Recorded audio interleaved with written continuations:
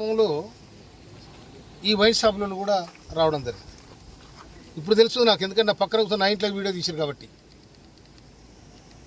అయితే నేను వాళ్ళతో మాట్లాడే సందర్భంలో మరి ఎవరు తీసుండో నాకు తెలియదు. నేను వాళ్ళు వస్తే నా ఇంట్లో వాళ్ళకు ఛాయ్ ఇచ్చి మంచినీళ్ళు ఇచ్చి మర్యాద చేసి నా దగ్గర కూర్చొని పెట్టుకున్నా. ఏ ఎమ్మెల్యే కూడా కూర్చొని పెట్టుకోడు. వీళ్ళు నా దగ్గర కూర్చొని పెట్టుకుంటే నేను ఛాయ్ ఇస్తే నా ఛాయల్ని ఇసం పోసిరు, వాళ్ళని ఛాయ్ ఆగిపోయారు. ఇది తీన్మార్ మాలిగాడు చేసిన లెక్క. ఇది వారి మనసులు ఇవాళ ఒక మందుల సామెలంటోడు నికారసన ఉద్యమకారుణ్ణి ఇవాళ తుంగతుర్తి ప్రజలు నన్ను దీవించి ఈ విధంగా గెలిపించారు. నన్ను డ్యామేజ్ చేయడానికి, నా మీద బ్లాక్మెయిల్ చేసి నాతో డబ్బులు తీసుకోవడానికి టీఆర్ఎస్తో కుమ్మక్కై నేను లిక్కర్ దందా చేసినా, లేక భూముల దందా చేసినా, ఏం దందా చేస్తా? నేను నా దందంతా ప్రజలతోనే, నా జీవితం ప్రజలతోనే బతికినాను నేను. అందుకోసమని నాతాడు డబ్బు లేని నాడు జనము మొన్న ఎన్నికలలో నాకు సందాలు ఇచ్చి గెలిపించుకున్న ప్రజలు. అటువంటి చిల్లర దందాలు నేను చేయను.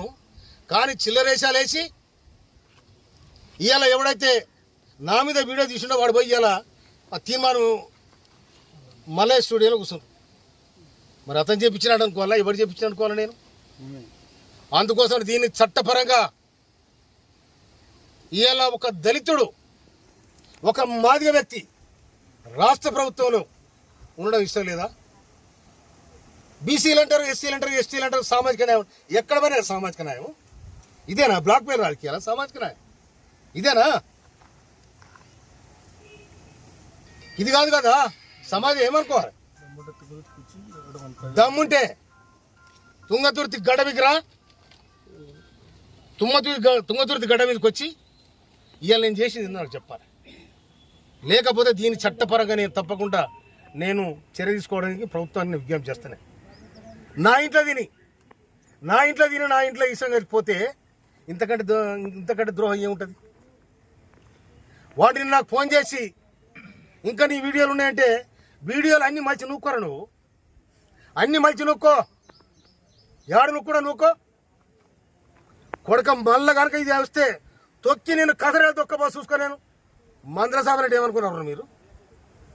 నేను మా కార్యకర్తలు దాచుకుంటే న్యాయం కోసం తుంగతుర్తి పోరుగడ్డ కొట్టని గడ్డ.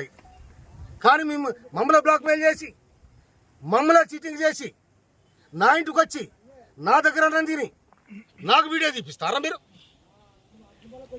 నేను ఇవాళ సమాజంలో ఒక మార్పు రావాలి, గుర్తింపు రావాలి, ఒక సమాజం ఈ విధంగా ఉండాలని ఇవాళ కాంగ్రెస్ ప్రభుత్వం, ఇవాళ రేవంత్ రెడ్డి ప్రభుత్వం మేము విజ్ఞప్తి చేస్తే మాకు ఏబిసిడి వర్గీకరణ చేసింది. మాదిగ మంత్రి కావాలని కొట్లాడినా మేము. కొట్లాడి అధిష్టానం పోయి ఇవాళ మాదిగ మంత్రిని తీసుకొచ్చిన వాళ్ళ ప్రధాన పాత్ర వహించిన నేను. నా తమ్ముడు ఎమ్మెల్యేలు అందరూ అక్కడ చిన్నోళ్ళు, నేను చెప్తే వినరు వాళ్ళు. అరే తమ్ముడు, మనము